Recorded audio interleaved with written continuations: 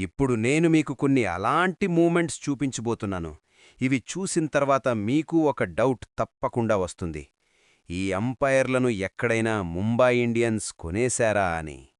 విషయమేంటంటే ఇది 2019 సంవత్సరం RCB versus Mumbai Indians match.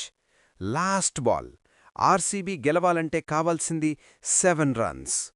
Batting చేస్తున్నాడు శివం దూబే, బౌలింగ్ చేస్తున్నాడు లసిత్ మలింగ. బంతి పడింది.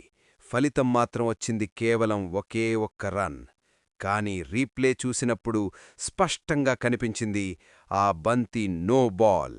అయినా కూడా అంపైర్ దాన్ని పూర్తిగా ఇగ్నోర్ చేశాడు.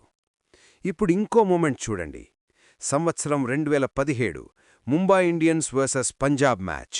లాస్ట్ ఓవర్లో ముంబైకి కావలసింది 16 రన్స్.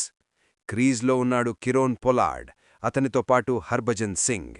మొదటి బాల్కే పొలార్డ్ షాట్ ఆడి రన్కు పరిగెత్తాడు. కాని బంతి నేరుగా ఫీల్డర్ దగ్గరకు వెళ్ళిందని చూసి రెండో రన్ తీస్తే రన్అవుట్ అవుతానని అర్థమైంది. అప్పుడు పొలార్డ్ ఏం చేశాడంటే క్రీజ్ను తాకకుండానే 2 అడుగులు ముందు నుంచే వెనక్కి తిరిగాడు.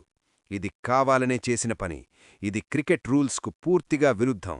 కాని ఆశ్చర్యమేంటంటే ఈసారి కూడా అంపైర్ ఏమీ చూడనట్టే వదిలేశాడు.